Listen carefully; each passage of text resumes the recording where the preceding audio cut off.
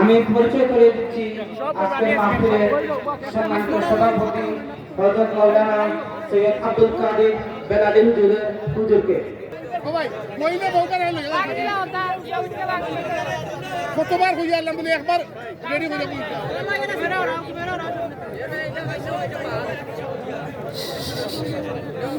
ইয়ার জন্য উঠে না উঠলে বিশৃঙ্খলা সৃষ্টি হইবে। ক্যামেরা আনবার দরকার কিতা ওরা জিও ক্যামেরা দরকার نحمده ونستعينه ونستغفره ونعوذ بالله من شرور أنفسنا ومن سيئات أعمالنا من يهده الله فلا مضل له ومن يضلله فلا هادي له ونشهد أن لا إله إلا الله وحده لا شريك له ونشهد أن سيدنا وحبيبنا ومولانا محمدا عبد الله ورسوله صلى الله عليه وعلى آله وصحبه وسلم الذي أكمل الله به قصر النبوة أي ختم الله به النبوة وحكم لا نبي بعده وأعلن في القرآن بالبرهان أن محمدا صلى الله عليه وسلم خاتم النبيين والمرسلين الذي أرسله بالحق بشيرا ونذيرا وداعيا إلى الله بإذنه وسراجا منيرا فقد قال الله تعالى في كلامه المجيد والفرقان الحميد أعوذ بالله من الشيطان الرجيم بسم الله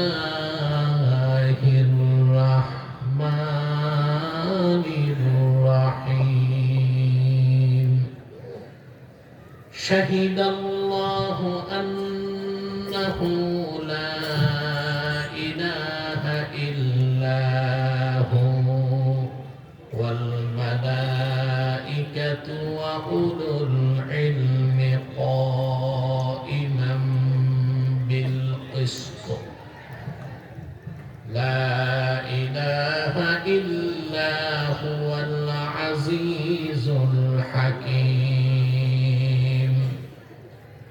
إن الدين عند الله الإسلام صدق الله العظيم وصدق رسوله النبي الكريم ونحن على ذلك من الشاهدين والشاكرين والحمد لله رب العالمين إن الله وملائكته يصلون على النبي يا أيها الذين آمنوا صلوا عليه وسلموا تسليما اللهم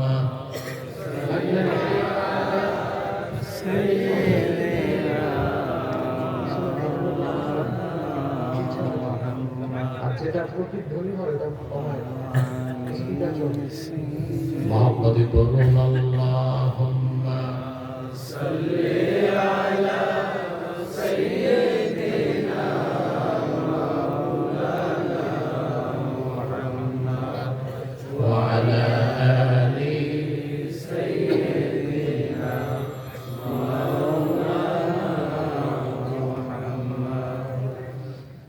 मेरा दिल तड़प रहा है, मेरा जल रहा है सीना,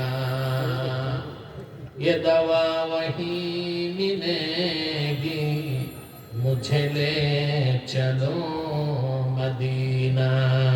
अल्लाहुम्मा सल्ली अला सय्यिदिना मौलाना मुहम्मद व अला आलि सय्यिदिना मौलाना मुहम्मद। फहुव अल्लज़ी तम्म मअनाहु व सूरतुहु ثم اصطفاه حبيبا بارئ النسم। اللهم صل على سيدنا مولانا محمد وعلى آل سيدنا مولانا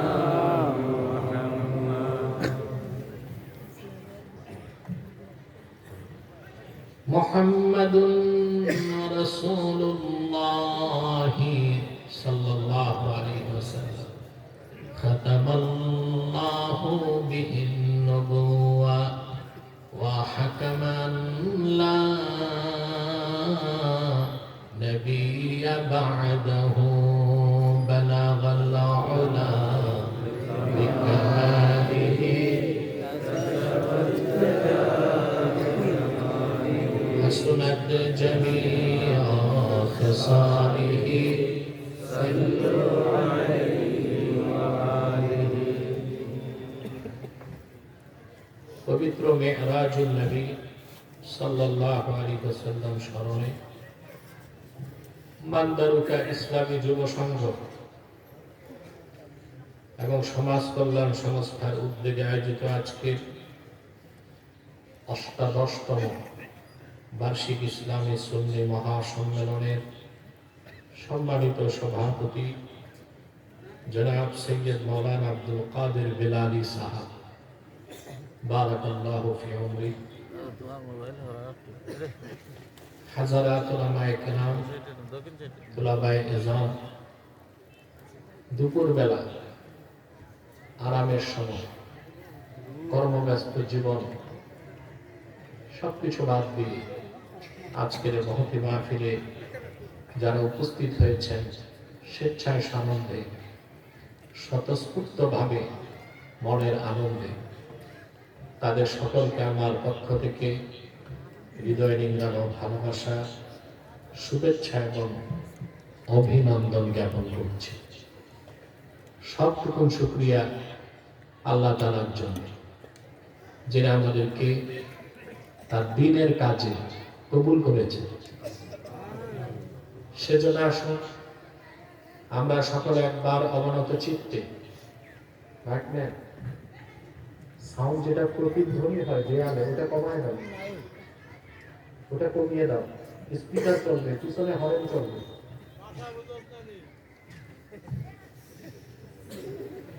আল্লাহ তাআলা যে এত বড় সুযোগ দিয়েছেন, সেজন্য আসুন আমরা সকলে একবার অবনত চিত্তে হৃদয়ের আবেগ অনুভূতি উজাড় করে সমবেত কণ্ঠ বলি আলহামদুলিল্লাহ।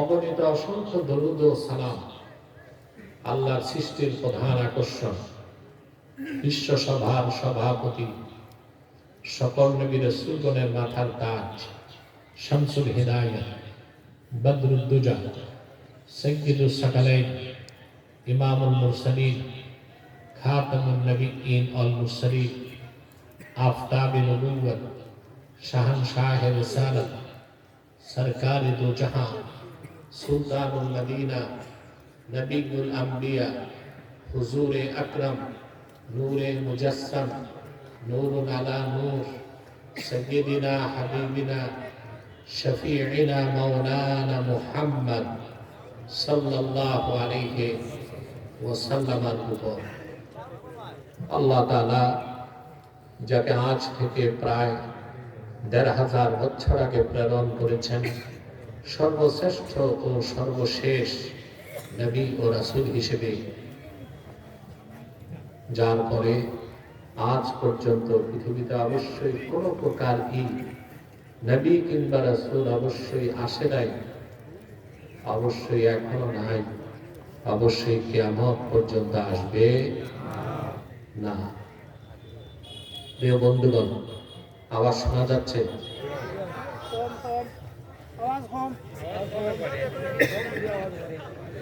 আরে বাবা, ওই দুইটা বন্ধ থাক, স্পিকার তো চলবে।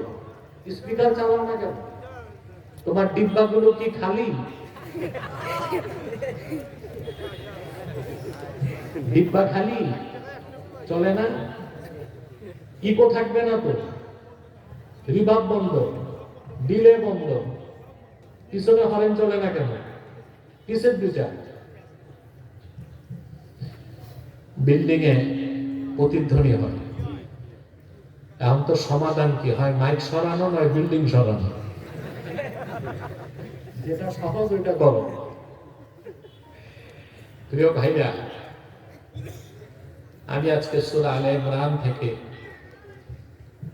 18 নম্বর আয়াত এবং 19 নম্বর আয়াতের অংশ তেলাওয়াত করেছি। খুব সংক্ষেপে তেলাওয়াতকৃত অংশকে কেন্দ্র করে কিছু কথা আমরা শুনব ইনশাআল্লাহ। ভূমিকাতে একটি কথা বলবো। যারা এখানে এসেছেন, পার্থিব জাগতিক আর্থিক রাজনৈতিক স্বার্থ আছে? জোরে মাতো। আমরা এসেছি শুধুমাত্র আল্লাহ তার হাবিবের সন্তুষ্টি অর্জন করতে, আল্লাহর কোরআন থেকে জ্ঞান অর্জন করতে। সুবহানাল্লাহ। ইলমের মজলিসে বসার সাথে সাথে আপনার বিগত জিন্দেগীর সগীরা গুনাহ মাফ। এটা আপনারা খুশি না বেজার? প্রতিধ্বনি বন্ধ করো, নতুবা আমি কথা বলতে পারবো না। পিছনে হরেনের আওয়াজ বাড়ায় না, স্পিকারের আওয়াজ বাড়ায়। মাইক ভালো, সেটিংটা করতে হবে। সেটিং করতে পারলে খুব সুন্দর হবে। প্রিয় ভাইরা, এরকম থাক, আর গুটাগুটি করুন। মাইকম্যান গেটআপ খুব সুন্দর, মাশাআল্লাহ।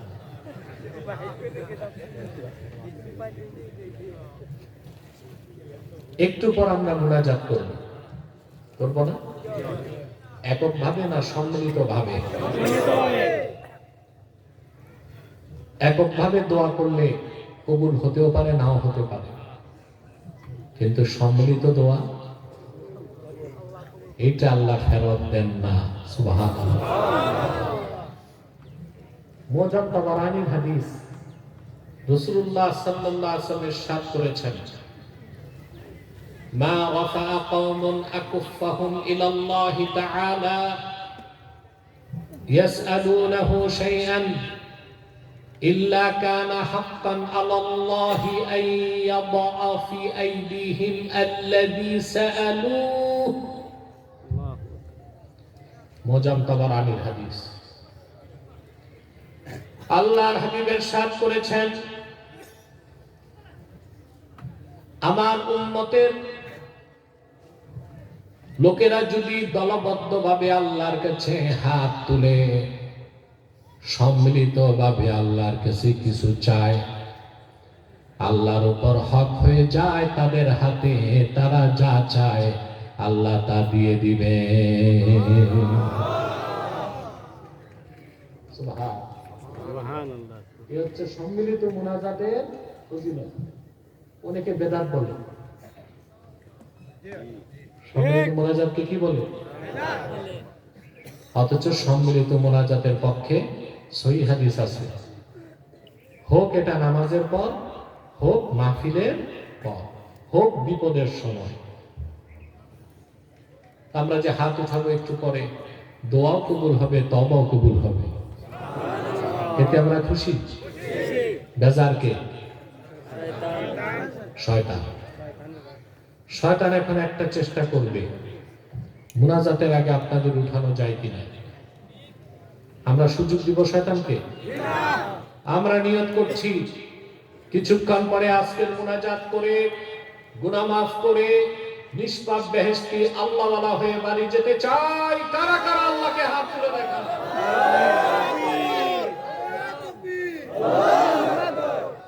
আল্লাহ কবুল করুন, মঞ্জুর করুন, বলুন আল্লাহুম্মা আমিন। যে ভাইরা আসামির মতো দাঁড়ায় আছে, আপনারা কি বসবেন না? যান না, 2 কদম হেঁটে সামনে যে বসে যান। মাহফিলের পরিবেশ যত সুন্দর হবে, কবর জীবন তত সুন্দর হবে। প্রিয় ভাইরা, আসুন তিলাওয়াতের মাধ্যমে আলোচনায় প্রবেশ করছি। করুন আউযু বিল্লাহি মিনাশ শাইতানির রাজীম। বিসমিল্লাহির রাহমানির রাহিম। শাহিদাল্লাহু আন্নাহু লা ইলাহা ইল্লা হু ওয়াল মালাইকাতু ওয়া উলুল ইলমি কাইমান বিল কিসত। লা ইলাহা ইল্লা হুয়াল আজিজুল হাকীম। ইন্নাদ-দীন ইনদাল্লাহিল ইসলাম। মহান আল্লাহ তাআলা বলেন, শাহিদাল্লাহু আন্নাহু লা ইলাহা ইল্লা হু। স্বয়ং আল্লাহ সাক্ষ্য দেন নিজের পক্ষে, নিশ্চয় আল্লাহ ছাড়া কোনো মাবুদ নেই। ওয়াল মালাইকাতু ওয়া উলুল ইলমি কাইমান বিল কিসত। সমস্ত জ্ঞানবানগণ, সমস্ত ফেরেশতাগণ এই কথা সাক্ষ্য দেয়, আল্লাহ ছাড়া কোনো মাবুদ নেই। তিনি তার সকল কাজ আঞ্জাম দিয়ে থাকেন ইনসাফের সাথে। লা ইলাহা ইল্লা হুয়াল আজিজুল হাকীম। নিশ্চয় আল্লাহ ছাড়া কোনো মাবুদ নেই, তিনি আজিজ, যার কোনো মেসাল নাই, যিনি নিরাকার। আল হাকিম, যিনি প্রজ্ঞাময়। বলেন সুবহান। ইন্নাদ-দীনা ইনদাল্লাহিল ইসলাম। নিশ্চয় আল্লাহর নিকট মনোনীত, স্বীকৃত একমাত্র দিন হচ্ছে ইসলাম। সুবহানাল্লাহ। আওয়াজটা কমাও, আমার বিরক্ত লাগে। নস্টালজিয়া ভালো লাগে? বিরক্তকর আওয়াজ কানে লাগবে না। আওয়াজ কম হোক, পরিষ্কার হোক, স্পষ্ট হোক। আরেকটু কম। বিল্ডিং তো আর সরানো যাবে না রাপা প্লাজার মতো। মাইক কম।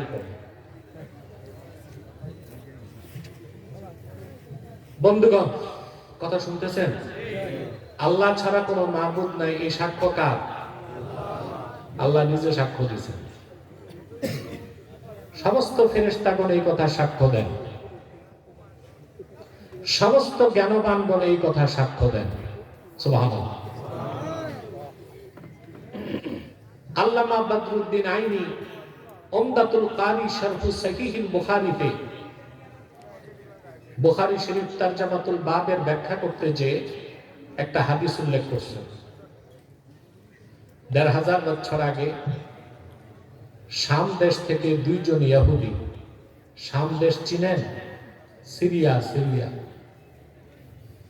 2 জন ইহুদি পণ্ডিত আলেম, ওরা মদিনা মুনাওয়ারাতে আসতো। তো মদিনা মুনাওয়ারা দেখে ওরা তাওরাত কিতাবের সাথে মিল পাইছে। ওরা বুঝতে পারলো যে তারা আল্লাহর আখির নবী মুহাম্মদ সাল্লাল্লাহু আলাইহি সাল্লাম হিজরত করবেন যে মদিনা মুনাওয়ারায়, সেখানেই আছে। সুবহানাল্লাহ। একজন ইহুদি আরেকজনকে বলতে লাগলো, আমরা তো আল্লাহর আখিরি নবী মুহাম্মদ সাল্লাল্লাহু আলাইহি সাল্লাম হিজরত করে যে মক্কা থেকে মদিনা মুনাওয়ারায় আসবে, আমরা তো সেখানেই আছি। তো লোকজনকে জিজ্ঞেস করলো যে আল্লাহর আখিরি নবী মুহাম্মদ সাল্লাল্লাহু আলাইহি সাল্লাম কি হিজরত করে এসেছেন? সাহাবায়ে কেরাম বললেন, হ্যাঁ, রাসূলুল্লাহ সাল্লাল্লাহু আলাইহি সাল্লাম মদিনাতুল মুনাওয়ারাতেই আছেন। দুজন ইহুদি পণ্ডিত আল্লাহ রাসূলের কদমের সামনে হাজির হয়ে গেছে। সুবহানাল্লাহ বলবেন। ঘুমায় ঘুমায় সুবহানাল্লাহ, মহব্বতে সুবহানাল্লাহ। এবার মনে হয়েছে আমি মাহফিলে, কবরস্থানে না। ঠিক ঠিক। দুজন ইহুদি পণ্ডিত আল্লাহর হাবিবকে প্রশ্ন করলেন, আনতা মুহাম্মদ, আপনি কি আল্লাহর আখিরি নবী মুহাম্মদ সাল্লাল্লাহু আলাইহি ওয়াসাল্লাম? নূর নবীজি জবাব দিলেন, হ্যাঁ। আবার প্রশ্ন করলো, আনতা আহমদ, আপনার আরেক নাম কি আহমদ নাকি? আল্লাহর হাবিব বললেন, হ্যাঁ। দুজন ইহুদি পণ্ডিত বলল, একটা প্রশ্ন করব আপনার কাছে, যদি আপনি জবাব দেন এখনই আমরা ঈমান এনে মুসলমান হয়ে যাব। সুবহানাল্লাহ। দুজন ইহুদি আলেম বলল, ইয়া রাসূলুল্লাহ সাল্লাল্লাহু আলাইহি ওয়াসাল্লাম, তাওরাত কিতাবে আপনার প্রশংসা, আপনার পরিচয় আমরা পেয়েছি। আমরা ভাগ্যবান আপনার কদমের সামনে আসতে পেরেছি। এখন মনের শান্তির জন্য একটা প্রশ্ন করব, উত্তর দিলে এখনই মুসলমান হয়ে যাব। আল্লাহর হাবিব বললেন, সালামি, প্রশ্ন করো। দুই ইহুদি পণ্ডিত প্রশ্ন করলো, আইয়ু শাহাদাতিন আযমু ইনদাল্লাহ, আইয়ু শাহাদাতিন আযমু ফি কিতাবিল্লাহ। সকল পূর্বের আসমানি কিতাবে লৌহে মাহফুজে আল্লাহর সবচেয়ে বড় সাক্ষ্য কোনটা, এটা জানতে চাই। প্রশ্নের সঙ্গে সঙ্গে জিবরিল আল্লাহর কাছ থেকে উত্তর নিয়ে চলে এসেছে। আল্লাহ সূরা আলে ইমরানে 18-19 দুইটা আয়াত নাযিল করে বলে দিলেন, সবচেয়ে বড় সাক্ষ্য হচ্ছে শাহিদাল্লাহু আন্নাহু লা ইলাহা ইল্লাহু ওয়াল মালাইকাতু ওয়া উলুল ইলমি কাইমান বিল কিসত লা ইলাহা ইল্লা হুয়াল আজিজুল হাকীম। সবচেয়ে বড় সাক্ষ্য এটাই, আল্লাহ নিজে সাক্ষ্য দেন, নিশ্চয়ই আল্লাহ ছাড়া কোনো মাবুদ নাই। সমস্ত জ্ঞানবান গণে কথার সাক্ষ্য দেয়, ফেরেশতা গণে কথার সাক্ষ্য দেয়, আল্লাহ ছাড়া অন্য কোনো ইলাহ নাই। তিনি তার সমস্ত কাজকে আঞ্জাম দিয়ে থাকেন ইনসাফের সাথে। লা ইলাহা ইল্লা হুয়াল আজিজুল হাকীম। নিশ্চয় আল্লাহ ছাড়া তাআলা, আল্লাহ তাআলা আজিজ এবং হাকিম। বলেন সুবহানাল্লাহ। এটা হচ্ছে সবচেয়ে বড়, বলেন, সাক্ষ্য। আযমু শাহাদা ফি কিতাবিল্লাহ, আল্লাহর কিতাবে এর চেয়ে বড়। কমাও, এত বিরক্ত করলে আমি কথা বলবো কেমন করে? পিছনে সাউন্ড থাকবে, স্পিকার কই বাজে? আছে নাকি বাজে? তো সামনের দুইটা হর্নের আওয়াজ কমায় দাও, মানুষকে কষ্ট করেই শুনতে হবে। কথা শুনতেছেন? এটাই হচ্ছে সবচেয়ে বড় সাক্ষ্য, যা পূর্বের সব আসমানি কিতাবে এসেছে। লৌহে মাহফুজে আছে, আল্লাহর কোরআনে আছে, আল্লাহ ছাড়া কোনো মাবুদ নাই। ধন্যবাদ। ইহুদি দুইজন জবাব পাবার সাথে সাথে বললেন, হাতি ইয়াদাক নুবাইউকা ইয়া রাসূলুল্লাহ, আয় আল্লাহর রাসূল, আপনার নূরের হাতটা বাড়ায় দেন, আমরা এখনই এই হাতে হাত রেখে মুসলমান হয়ে যাব। আল্লাহর হাবিব সাল্লাল্লাহু আলাইহি ওয়াসাল্লাম ওনার নূরের দস্ত মোবারককে বাড়ায় দিলেন। সেই হাতে হাত রেখে দশজন ইহুদি আলেম পড়ে নিল, লা ইলাহা ইল্লাল্লাহ মুহাম্মাদুর রাসূলুল্লাহ সাল্লাল্লাহু আলাইহি ওয়াসাল্লাম। সুবহানাল্লাহ। রাসূলুল্লাহর কাছে দশজন ইহুদি আলেম মুসলমান হয়ে গেল। সুবহানাল্লাহ। একটি কথা বলে রাখি, ১,৫০০ বছর আগে মদিনা মুনাওয়ারায় যত ইহুদি ছিল, শাম দেশে যত ইহুদি ছিল, ওরা এই কথা জানতো যে মুহাম্মদ সাল্লাল্লাহু আলাইহি সাল্লাম আল্লাহর প্রেরিত সর্বশ্রেষ্ঠ সর্বশেষ নবী ও রাসূল। কিন্তু ঈমান আনতে পারে নাই অধিকাংশ। ঈমান কেন আনতে পারে নাই? বদকিসমত। এত বেশি অপরাধ ছিল যে তাদের অধিকাংশের জন্য আল্লাহ তাআলা হেদায়েতকে কবুল করেন না। কিন্তু ওরা জানতো যে মুহাম্মদ সাল্লাল্লাহু আলাইহি সাল্লাম আল্লাহর আখিরি নবী। বলেন সুবহানাল্লাহ। আমি কয়েকটা দৃষ্টান্ত আপনাদেরকে দিচ্ছি। আমাদের একজন আম্মা জান, ওনার নাম সাফিয়া বিনতু হুয়াই ইবনে আখতাব রাদিয়াল্লাহু তাআলা আনহা। নাম শুনছেন? এইদিকে তাকান। হযরত সাফিয়া কি নাম? আমাদের আম্মা জানদের একজন। ওনার অবস্থান ছিল খাইবারে। কোথায়? মদিনা মুনাওয়ারা থেকে ১৭০ কিলোমিটার দূরে খাইবার, ইহুদিদের প্রাচীন দুর্গ সেখানে। আমি খাইবার গিয়েছিলাম। এখনো ইহুদিদের নির্মিত সেই প্রায় ২০০০ বছর আগের পাথরের দুর্গ অমনি আছে। রাসূলুল্লাহ সাল্লাল্লাহু আলাইহি সাল্লাম খাইবার বিজয় করলেন যেদিন,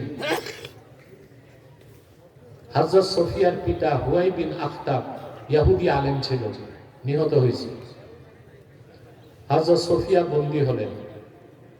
হযরত সফিয়া, বুঝলেন? আল্লাহর হাবিব সাল্লাল্লাহু আলাইহি সাল্লাম গনিমত হিসেবে বন্টন করে দিলেন সবাইকে। দাহিয়া কালবি হযরত সফিয়াকে পেলেন।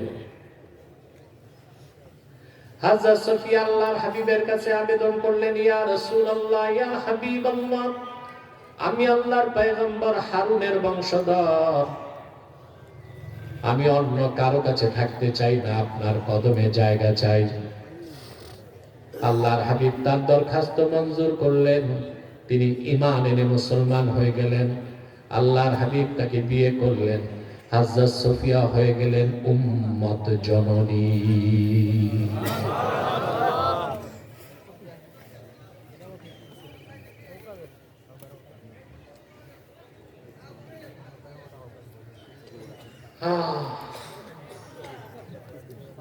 আল্লাহর হাবিবের কাছে আসার পরে আমার শুনতেছেন? আল্লাহর হাবিব দেখলেন হযরত সফিয়ার গালে ৫ আঙ্গুলের দাগ। রাসূলুল্লাহ সাল্লাল্লাহু আলাইহি ওয়াসাল্লাম বলেন, সাফিয়া, এত জোরে তোমাকে কে মারছে? ৫ আঙ্গুলের দাগ পড়ে গেছে। তিনি বললেন, ইয়া রাসূলুল্লাহ, ইয়া হাবিবাল্লাহ, আপনি ফজরের সময় খায়বার বিজয় করেছেন। রাতের বেলা আমি ঘুমাইছিলাম, স্বপ্নে দেখি আল্লাহর আকাশের পূর্ণিমার চাঁদ আমার ডান কোলে চলে এসেছে। আমি আমার ইহুদি স্বামীর কাছে যখন স্বপ্নটা বললাম, সে আমার গালে সজোরে থাপ্পড় দিয়া বলল, বুঝতে পেরেছি তুমি মুহাম্মদ সাল্লাল্লাহু আলাইহি ওয়াসাল্লামের স্ত্রী হয়ে যাবা।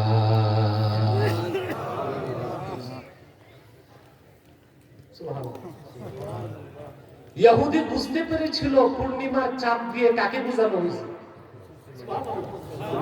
আল্লাহর হাবিবকে। পূর্ণিমার চাঁদ হযরত সোফিয়া দেখছেন তার দাঁত বলে চলে আসছে। ইহুদি বুঝে গেছে এই স্বপ্নের ব্যাখ্যা, হযরত সোফিয়া রাসূলুল্লাহর স্ত্রী হবেন। আল্লাহু আকবার। সত্যকে জানার পরও ইহুদি আল্লাহর হাবিবের বিরুদ্ধে যুদ্ধ করে নিহত হয়েছে। তাহলে বোঝা যায় তারা রাসূলুল্লাহকে চিনার পরও ঈমান আনতে পারে নাই।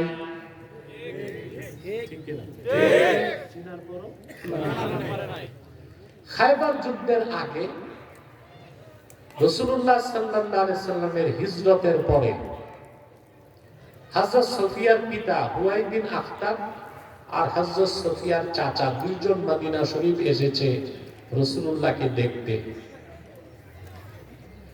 যখন আবার খায়বার ফিরে গেল, হযরত সোফিয়া বলেন, আমি দেখলাম আমার বাবা আর চাচার চেহারা কালো হয়ে গেছে। দেখি কানে কানে তারা কি যেন বলে। এই তোমরা এই আওয়াজগুলো বন্ধ করতে পারো না? কিছু স্বেচ্ছাসেবক যে আজে বাজে কিছু মানুষ তো মাহফিলে ডিস্টার্ব করে, সরাও এদেরকে এখান থেকে, আশপাশ থেকে সরিয়ে দাও। যাও স্বেচ্ছাসেবক কয়েকজন। কোন শব্দ হবে না। কষ্ট হচ্ছে আপনাদের? শুনতেছেন? মনোযোগ আছে? স্বেচ্ছাসেবকরা ওয়াজ শুনতে বসে গেছে, এটা একটা ভালোই, কিন্তু দায়িত্বটাও দেখতে হবে। কথা শুনতেছেন? আমার দিকে তাকান। আপনাদের মনোযোগ ঠিক থাকলে তো আমার আর সমস্যা নেই। হযরত সোফিয়া বলেন, আমি দেখলাম আমার বাবা আমার চাচাকে জিজ্ঞেস করতেছে, আহুয়া হুয়া আহুয়া হুয়া, আমরা তাওরাতে যার কথা পেয়েছি তিনি কি সেই মুহাম্মদ সাল্লাল্লাহু আলাইহি সাল্লাম? হযরত সোফিয়া বলেন, আমি শুনলাম আমার বাবা জবাব দিল, মুসার মালিক আল্লাহর কসম, কোনো সন্দেহ নাই, যার কথা তাওরাতে এসেছে তিনি আল্লাহর সেই আখিরি নবী মুহাম্মদ সাল্লাল্লাহু আলাইহি ওয়াসাল্লাম। ঈমান আনে না। রাসূলুল্লাহর বিরুদ্ধে যুদ্ধ করে নিহত হয়েছে হযরত সুফিয়ার বাবাও চাচাও। খায়বার আল্লাহ রাসূল বিজয় করেছেন, কিন্তু হযরত সুফিয়ার কিসমত ভালো, তিনি ঈমান এনে মুসলমান হয়ে রাসূলুল্লাহর কদমে জায়গা পেয়ে উম্মতের মা হয়ে গেছে। এখন প্রশ্ন আসে না, ইহুদিদের কিসমত এত খারাপ কেন? ইহুদিদের কিসমত খারাপ না? অভিশপ্ততা, তার কারণটা আমরা বলে দিয়েছেন। ইন্নাল্লাযীনা ইয়াকফুরুনা বিআয়াতিল্লাহি ওয়া ইয়াকতুলুনান নাবিয়্যিনা বিগাইরি হাক্কিন ওয়া ইয়াকতুলুনাল্লাযীনা ইয়া'মুরুনা বিল কিসতি মিনান নাস ফাবাশশিরহুম বিআযাবিন আলীম। নিশ্চয়ই এই সব আহলে কিতাব, ইহুদিরা, খ্রিস্টানরা, বিশেষ করে ইহুদিরা আল্লাহর আয়াত সমূহকে অস্বীকার করে, আর তারা বনী ইসরাইলের অনেক পয়গম্বরকে অন্যায়ভাবে হত্যা করছে। বলেন নাউজুবিল্লাহ। এবং যারা পৃথিবীতে মানব জাতিকে সৎ কাজের আদেশ করে ইনসাফের সাথে ন্যায়পরায়ণ মানুষদেরকেও তারা হত্যা করেছে, এটাই তাদের কাজ। এই জন্য তাদের উপর আল্লাহর অভিশাপ, তাদের আখিরাতও নাই, দুনিয়াও নাই। পরের আয়াতে আল্লাহ পাক বলেন, উলাইকাল্লাযীনা হাবিতাত আ'মালুহুম ফিদ দুনিয়া ওয়াল আখিরাতি ওয়া মা লাহুম মিন নাসিরিন। ইহুদিদের সমস্ত আমল দুনিয়া ও আখিরাতের বরবাদ হয়ে গেছে। তাদের কোনো সাহায্যকারী নাই। এখন নাস্তিকদের পক্ষ থেকে একটা প্রশ্ন আসতে পারে, ইহুদিরা কাফের, জাহান্নামে যাবে, আখেরাত নাই তা তো বুঝলাম, দুনিয়া নাই কেমনে বুঝবো? ওরাই তো ধনী, ওরাই প্রশ্ন আসে না। এটা জবাব আছে। আপনার এলাকায় যদি চোর থাকে, চোর, আর চোরের যদি 10 কোটি টাকা থাকে, তাকে ধনী বলা যাবে? ওটা ওর টাকা না, জনগণেরটা চুরি করছে। ইহুদিদের সমস্ত সম্পদ হচ্ছে লুণ্ঠন করা চুরির টাকা, সুদের টাকা, ধোঁকাবাজির টাকা। দুই, এই সম্পদ থেকে লাভ কি? বিশ্ব মানচিত্রে তাদের কোনো রাষ্ট্র নাই। বলবেন ইসরায়েল, এদিকে রাষ্ট্র না, এটা জবরদখল। আমি একটা উদাহরণ দিচ্ছি। আপনার 1 একর জায়গা আছে, কত শতাংশ 1 একর? 100 শতকে 1 একর না, 100 শতাংশ 1 একর। দেখা গেল অর্ধেকটা বাড়ি বানাইছেন, অর্ধেকটা খালি। তো এলাকার এক সন্ত্রাসী এসে বাকি অর্ধেকটা দখল করে 7 তলা বিল্ডিং তুলছে। এখন ওই যে অর্ধেক আর 7 তলা বিল্ডিং, এটা কি সন্ত্রাসী না আপনার? কথা বলে আপনার, ওর না, ও আপনারটা দখল করছে, ও জবরদখলকারী। বিশ্ব মানচিত্রে ইহুদিদের কোন বৈধ রাষ্ট্র নয়। ইসরায়েল নামক অবৈধ রাষ্ট্র ফিলিস্তিনের মুসলমানের ভূখণ্ড। আল্লাহু আকবার, তাকবীর, আল্লাহু আকবার, রিসালাত, ইয়া রাসূলুল্লাহ, ফিলিস্তিন, ফিলিস্তিন, জিন্দাবাদ, জিন্দাবাদ, জিন্দাবাদ, ফিলিস্তিন, ফিলিস্তিন, নারায়ে তাকবীর, আল্লাহু আকবার। প্রিয় ভাইরা, পৃথিবীতে তাদের কোনো দেশ নাই, এর যে বড় ফকির আছে নাকি? কথা বল। আল্লাহ বলছেন ওদের সাহায্যকারীও না। তা আমরা তো দেখি ওদেরকে সাহায্য করে আমেরিকা। এটার জবাব কি? আমেরিকা তাদেরকে সাহায্য করে না। আমেরিকা হচ্ছে খ্রিস্টান ধর্মাবলম্বী। তারা মুসলমানদের বিরুদ্ধে ইহুদিদেরকে ব্যবহার করতে চায়, আর এই খ্রিস্টানরাই ইহুদিদেরকে বিপদে ফেলছে। কিভাবে? এটা একটা প্রশ্ন আছে। 1914 সাল থেকে 1918 সাল প্রথম বিশ্বযুদ্ধ হয়েছে, ঠিক না? জি হয়।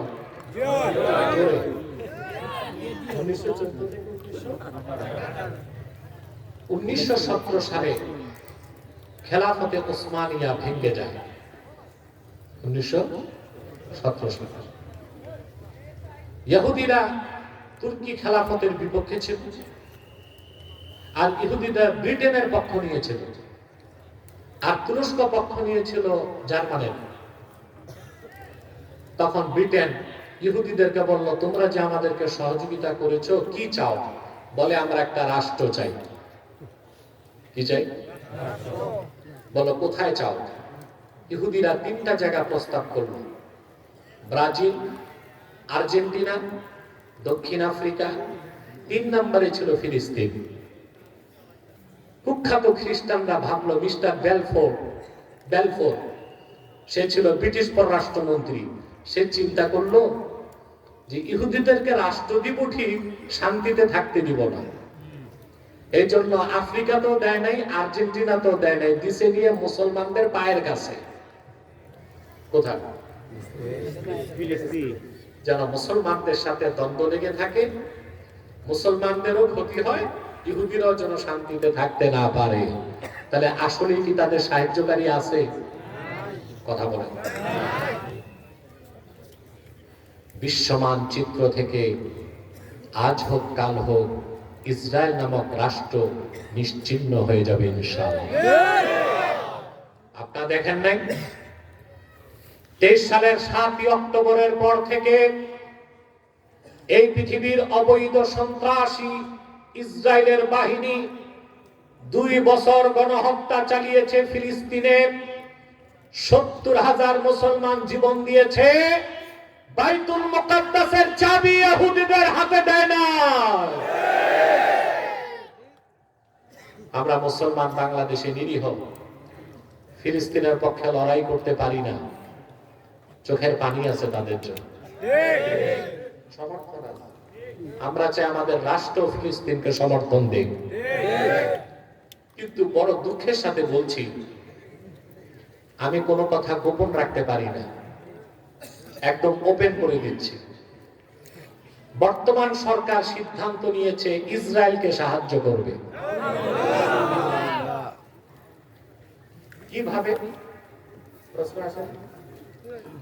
গাজা তো ধ্বংস, গাজায় পুনর্গঠনের জন্য আমেরিকা একটা ফোর্স তৈরি করছে, ইন্টারন্যাশনাল স্টেবিলাইজেশন ফোর্স।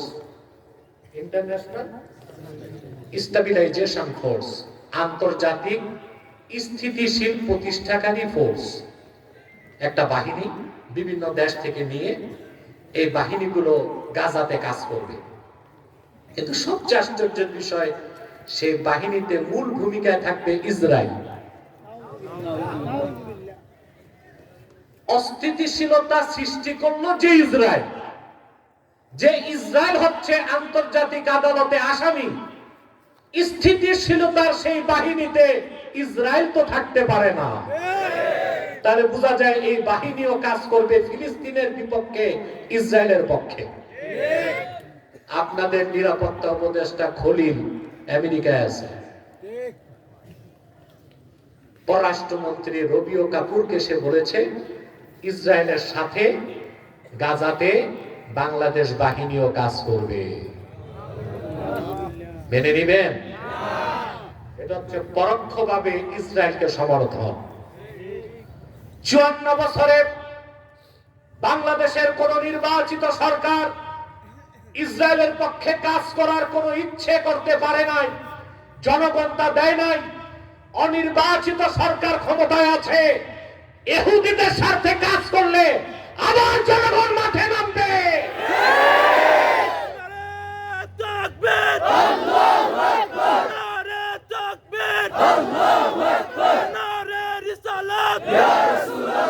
বাঁচাও ইমান, বাঁচাও দেশ, সাহেব কিবলার নির্দেশ, সাহেব কিবলার নির্দেশ, বাঁচাও ইমান, বাঁচাও দেশ, নারে তাকবীর, আল্লাহু আকবার। প্রিয় ভাইরা, মুসলিম সেনাবাহিনী যাবে ইসরায়েলের অধীনে গাজায় কাজ করতে, এটা হচ্ছে পরোক্ষভাবে ইসরায়েলকে সমর্থন। তাহলে বর্তমান সরকার কি নির্বাচিত? কারা বসাইছে? বিএনপি, জামাত, এনসিপি। এই তিনটা দল, এই তিন দলের সমর্থন ছাড়া ইউনূস বসতে পারতো? সে ছিল সুদ কিনিয়া, সুদ সুদ, এ হলো সুদের কারিগর। বিএনপি, জামাত, এনসিপি সমর্থন পেয়ে সে ক্ষমতায় গেছে। অতএব এই সরকার ইসলাম বিরোধী কোন সিদ্ধান্ত নিলে, মুসলিম উম্মাহের বিরুদ্ধে সিদ্ধান্ত নিলে, ইসরায়েলের পক্ষে কোনো কাজ করতে গেলে বাধা দেবার দায়িত্ব জনগণের, তার চেয়ে আগে দায়িত্ব হচ্ছে বিএনপি, জামাত, এনসিপির। নতুবা সকলেই কিন্তু আসামির কাঠগড়ায় দাঁড়াবেন। আপনাদেরকে চোখ কান খোলা রাখতে হবে। আপনারা ঠিক, দেশ ঠিক। আপনারা এক, দেশ ঠিক।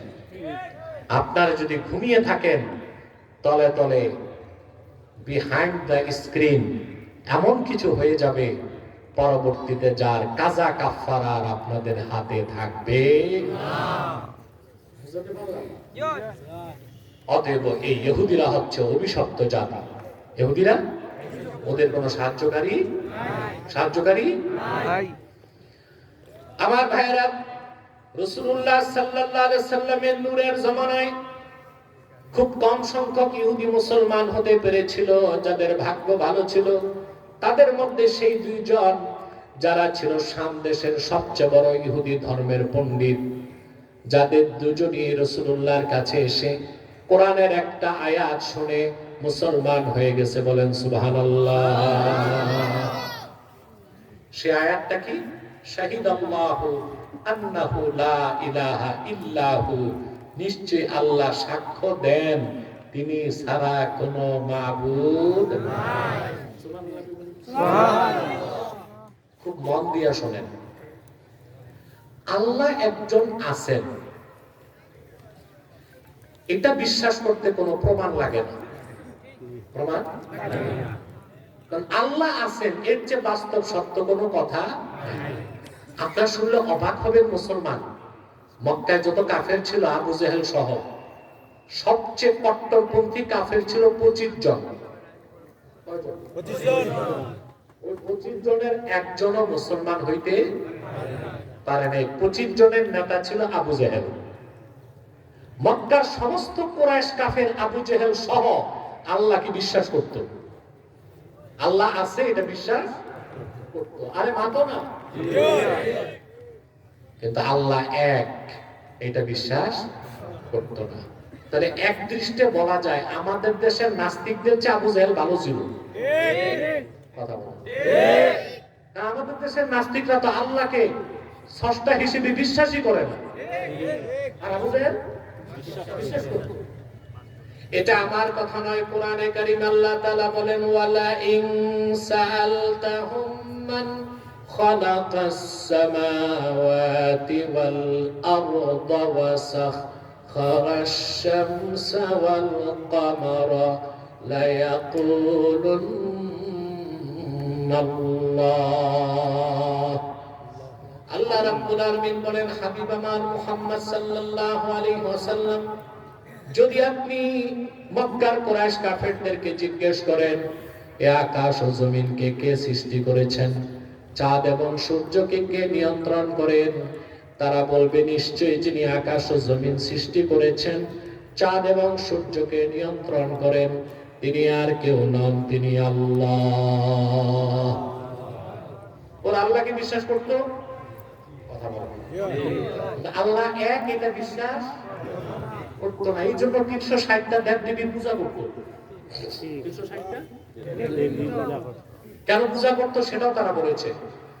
ওরা বলেছে মা না'বুদুহুম ইল্লা লিয়ুকাররিবুনা ইলাল্লাহি যুলফা। আমরা তো আল্লাহকে বিশ্বাস করি, তথাপি ওই 360টা দেব-দেবীর ইবাদত করি যেন তারা আমাদেরকে আল্লাহর কাছে পৌঁছায় দেয়। তো তারাও আল্লাহকে পেতে চাইতো,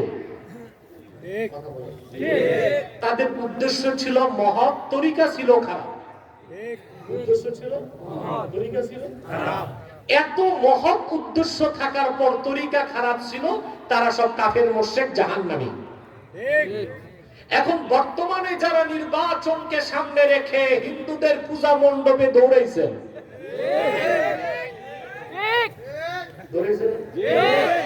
উদ্দেশ্য কি দেখতে চাই না, কাজটা জঘন্য হয়েছে কিনা।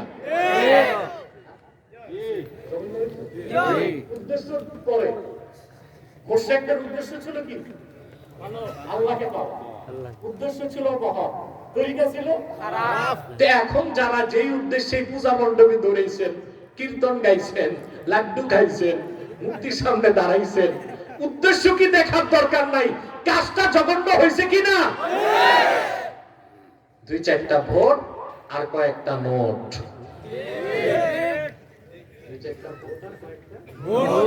আমি প্রত্যেক দলের লোকই কম বেশি পূজা মণ্ডপে দৌড়াইছেন, তাদেরকে বলবো আল্লাহর হস্তে আগামী বছর এই কাজটা কইরেন না, এই কাজটা কইরেন না। সবকিছুর ঊর্ধ্বে ঈমান, ইসলাম, ঈমান ইসলাম ঠিক রেখেই রাজনীতি। ঈমান ইসলাম বাদ দিয়া রাজনীতি, এটা মুসলমানের চরিত্র হইতে পারে না, মুনাফিকের চরিত্র। মনে থাকবে। আমি কেন বলি আক্রোশ থেকে, যেন আগামীতে তারা এই কাজটা না করে। প্রিয় ভাইরা আমার, আল্লাহ একজন আছেন, স্রষ্টা আমাদের আল্লাহ তিনি আছেন, এই কথার জন্য কোনো প্রমাণ দরকার নাই। প্রমাণ লাগবে তিনি যে এক, সেটা জানার জন্য তার সবচেয়ে বড় প্রমাণ হলো 30 পারা কোরআন। আল্লাহ ছাড়া কোনো মাবুদ নাই, এই সাক্ষ্য দিচ্ছেন আল্লাহ। এই সাক্ষ্য দিচ্ছেন 1 লক্ষের উপর পয়গম্বর, এই সাক্ষ্য দিচ্ছেন সকল নবী রাসূলগণের মাথার তাজ আখিরি নবী মুহাম্মদ সাল্লাল্লাহু আলাইহি ওয়াসাল্লাম। সুবহানাল্লাহ বলবেন। খুব মনোযোগ দিয়ে শুনেন। 1 লক্ষের উপর নবী রাসূল সাক্ষ্য দিয়েছেন আল্লাহ এক, অপরদিকে আখিরি নবী মুহাম্মদ সাল্লাল্লাহু আলাইহি ওয়াসাল্লাম তিনিও সাক্ষ্য দিয়েছেন আল্লাহ এক। মনে রাখবেন মুসলমান, লাখের উপরে পয়গম্বরের সাক্ষ্য এক পাল্লায় দিলেও আল্লাহর আখিরি নবী মুহাম্মদ সাল্লাল্লাহু আলাইহি ওয়াসাল্লামের সাক্ষ্যের ওজন বেশি হয়ে যাবে। কারণ আদম থেকে ঈসা 1 লক্ষের উপর পয়গম্বর আল্লাহর একত্বের সাক্ষ্য দিয়েছেন। কেউ আল্লাহকে চোখে দেখেন নাই, আল্লাহর কথা কানে শুনেছেন। আর আখিরি নবী নূর নবীজি মুহাম্মদ মুস্তাফা সাল্লাল্লাহু আলাইহি ওয়াসাল্লাম ১৫০০ বছর আগে ধুলক পুলক ছাড়িয়ে 7 আকাশ পেরিয়ে সিদরাতুল মুনতাহার উপরে ৭০,০০০ নূরের পর্দা পার হয়ে আমার আল্লাহর আরশে আজিমে যে চর্ম চোখে আমার আল্লাহকে দেখেছেন। পূর্বের নবীগণ না দেখে সাক্ষ্য দিয়েছেন, আল্লাহর হাবিব আল্লাহকে দেখে সাক্ষ্য দিয়েছেন। সুবহানাল্লাহ বলবেন না? তো না দেখে সাক্ষ্য আর দেখে সাক্ষ্য পার্থক্য আছে। সেজন্য বলছি 1 লক্ষের উপর পয়গম্বরের সাক্ষ্য এক পাল্লায় দিলেও রাসূলুল্লাহ সাক্ষ্যের ওজন বেশি হবে। তিনি আল্লাহকে চর্ম চোখে দেখছেন মেরাজের রাতে। সুবহানাল্লাহ। যে মৌলবীরা বলে রাসূলুল্লাহ মেরাজে আল্লাহকে দেখেন নাই, তারা পথভ্রষ্ট মুনাফিক। মেরাজের মাস আসলেই কিছু টেলি মৌলবী আছে, টেলি মৌলবী, ওনাদের মাঠে পাওয়া যায় না, টেলিভিশনে পাওয়া যায়। এই জন্য বলছি টেলি মৌলবী। টেলি মৌলবীরা বলে, মনে রাখবেন, কেউ যদি বলে রাসূলুল্লাহ সাল্লাল্লাহু আলাইহি সাল্লামের মেরাজ সশরীরে হয় নাই, যেটা বলবে তাকে আমরা মুসলমানই মনে করি না। আর যদি কেউ বলে রাসূলুল্লাহ সাল্লাল্লাহু আলাইহি সাল্লাম মেরাজে গেছেন ঠিক আল্লাহকে দেখেন নাই, আমরা বলি সে পথভ্রষ্ট। সঠিক মাসালা তার জানা নাই। রাসূলুল্লাহ সাল্লাল্লাহু আলাইহি সাল্লাম মেরাজের রাতে বাইতুল্লাহ থেকে গেলেন বাইতুল মুকাদ্দাস। সুবহানাল্লাহ। এই যে বাইতুল্লাহ থেকে বাইতুল মুকাদ্দাস, এটাকে বলা হয় ইসরা। কি বলা হয়? ইসরা। বাইতুল মুকাদ্দাসে রাসূলুল্লাহ সাল্লাল্লাহু আলাইহি সাল্লাম 1 লক্ষের উপর নবীর নামাজি ইমামতি করছেন। সুবহানাল্লাহ। জয় সুবহানাল্লাহ। সুবহানাল্লাহ। হাদিস সাক্ষ্য দেয় আল্লাহর হাবিব যখন বাইতুল মুকাদ্দাসে যে বুরাক বাঁধলেন, বুরাক থেকে নামলেন, জিবরিল বুরাক বেঁধেছেন। রাসূলুল্লাহ দেখেন বাইতুল মুকাদ্দাসে লক্ষাধিক পয়গম্বর রাসূলুল্লাহর জন্য দাঁড়ায় আছেন।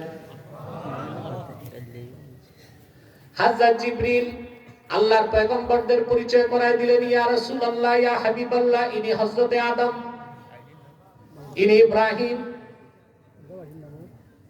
উনি সুলাইমান, উনি দাউদ, উনি মূসা, উনি ঈসা। হাদিসের ভাষ্য থেকে বোঝা যায় লাখের উপর পয়গম্বরের সবাই নূর নবীজির সাথে সাক্ষাতের চান্সও পায় নাই। জলিলুল কদর পয়গম্বরগণ রাসূলুল্লাহর সঙ্গে সাক্ষাৎ করেছেন এবং রাসূলুল্লাহর মেরাজ সফরের প্রশংসা করে রাসূলুল্লাহর জন্য দোয়া করেছেন। হযরত জিবরিল ইকামত দিলেন, 2 রাকাত নামাজ হবে। সুবহানাল্লাহ। সুবহানাল্লাহ। উলুল আযম পয়গম্বরগণ চিন্তা করছেন যে আমাকেই মনে হয় ইমামতি দিবে প্রত্যেকে। ইকামত যখন শেষ হয়ে গেল, জিবরিল আল্লাহর হাবিবের ডান হাত ধরে মিহরাবে দাঁড় করায় দিলেন। সুবহানাল্লাহ।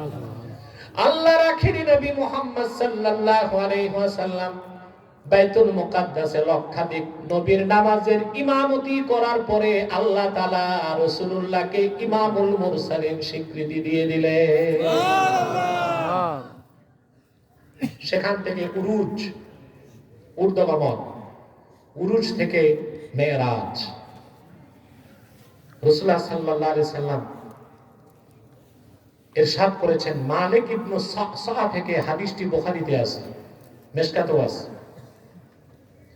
আল্লাহর হাবিব বলেন, আমি যখন বোরাকে উঠলাম, সুবহানাল্লাহ, বোরাকের চোখের দৃষ্টি যেখানে যে শেষ সেখানে তার কদম পড়ছে। বাইতুল মুকাদ্দাস থেকে প্রথম আকাশ যেতে বোরাকের এক কদম লাগছে। এই দুনিয়া থেকে প্রথম আকাশ 500 বছরের রাস্তা দূরে। কত? কোন বাহনের গতিতে? প্রশ্ন আসে না? হেঁটে, দৌড়ায়, উঠে, ঘোড়ায়? প্রশ্ন আসে? কথা বলে। আরে ভাই, আলোর গতি সেকেন্ডে 1,86,000 মাইল। 1 লক্ষ?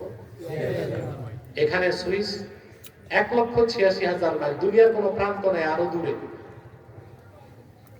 এত দূরে বাল্ব, এখানে সুইচ দাবাবেন, 1 সেকেন্ডে 1,86,000 মাইল দূরের বাল্ব জ্বলবে।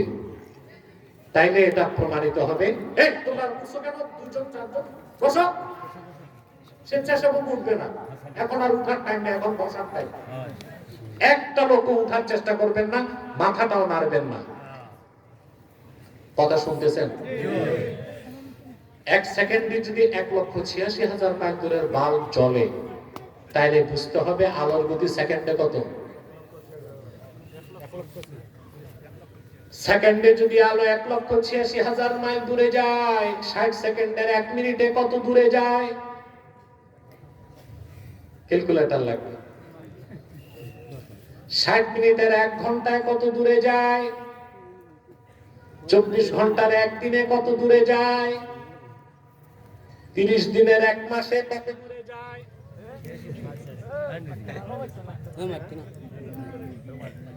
তোমারে আর কি বলবো, বিদ্যুৎ চলে গেছে।